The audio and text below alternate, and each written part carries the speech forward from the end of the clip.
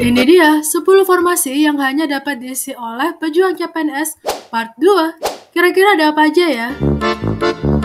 Sebelumnya kami hendak mengucapkan terima kasih karena telah klik video ini. Semoga bermanfaat, silakan simak sampai akhir ya. Akan tetapi jangan lupa subscribe dulu channel YouTube Dunia Kuliah dan Beasiswa supaya kamu mendapatkan banyak informasi terbaru seputar CPNS.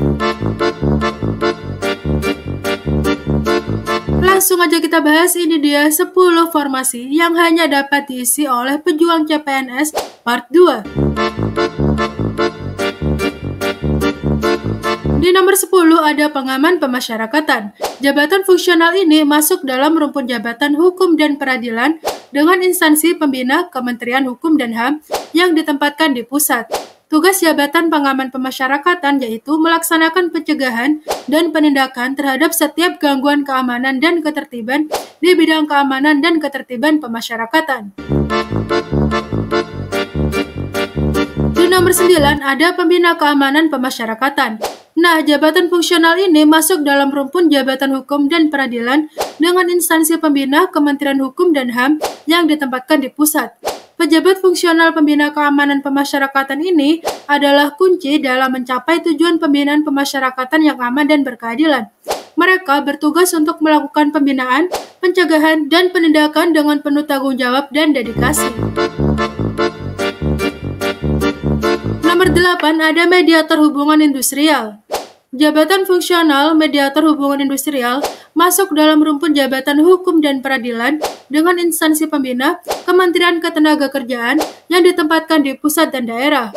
Tugas pokok pejabat fungsional mediator hubungan industrial adalah melakukan pembinaan, pengembangan hubungan industrial, serta penyelesaian perselisihan hubungan industrial di luar pengadilan.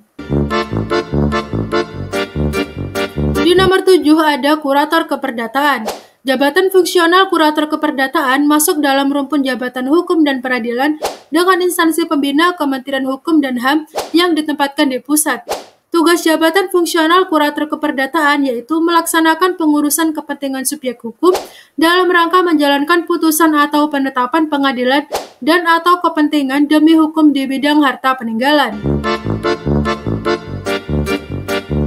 Di nomor 6 ada analis hukum. Jabatan fungsional analis hukum masuk dalam rumpun jabatan hukum dan peradilan dengan instansi pembina Kementerian Hukum dan HAM yang ditempatkan di pusat dan daerah. Tugas jabatan fungsional analis hukum yaitu melakukan kegiatan analisis dan evaluasi di bidang peraturan perundang-undangan dan hukum tidak tertulis, pembentukan peraturan perundang-undangan, permasalahan hukum, pengawasan pelaksanaan peraturan perundang-undangan, dan seterusnya.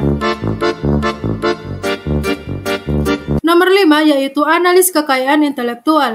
Jabatan fungsional analis kekayaan intelektual masuk dalam rumpun jabatan hak cipta, paten, dan merek dengan instansi pembina Kementerian Hukum dan HAM yang ditempatkan di pusat dan daerah. Tugasnya yakni melakukan perencanaan layanan kekayaan intelektual, pengelolaan permohonan layanan kekayaan intelektual, pemberdayaan kekayaan intelektual, serta penyelesaian sengketa kekayaan intelektual dan masih banyak yang lain. Nomor 4 yakni kataloger. Jabatan fungsional kataloger masuk dalam rumpun jabatan hak cipta, paten, dan merek dengan instansi pembina Kementerian Pertahanan yang ditempatkan di pusat dan daerah. Kataloger mempunyai tugas melaksanakan kegiatan kodifikasi material pertahanan mulai dari identifikasi data material, kodifikasi data material, dan publikasi katalog pertahanan. Di nomor 3 ada penilai pemerintah. Jabatan fungsional penilai pemerintah berada dalam rumpun jabatan asisten profesional yang berhubungan dengan keuangan dan penjualan. Instansi pembina adalah Kementerian Keuangan dengan penempatan di pusat dan daerah. Tugasnya yakni melakukan survei lapangan dalam rangka penilaian properti kategori 1, melakukan analisis perhitungan nilai properti kategori 1A, melakukan analisis perhitungan nilai properti kategori 1B, membuat laporan penilaian properti kategori 1, dan lainnya.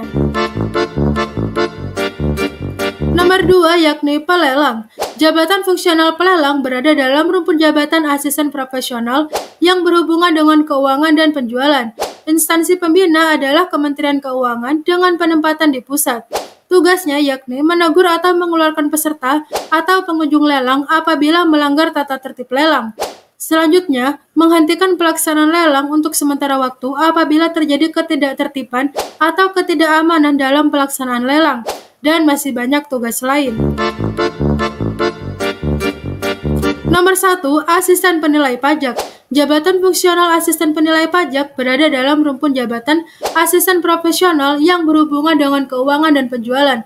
Instansi pembina adalah Kementerian Keuangan dengan penempatan di pusat. Tugasnya yakni pembentukan dan pemutahiran bank data pasar, penilaian properti, penilaian bisnis, penilaian lapangan untuk menentukan nilai jual objek pajak atau NJOP, sektor perkebunan, sektor perhutanan, sektor pertambangan, dan sektor lainnya. Nah, itulah dia 10 formasi yang hanya dapat diisi oleh pejuang CPNS part 2. Mari kita lanjut ke part 3. Terima kasih sudah menyimak, semoga harimu menyenangkan.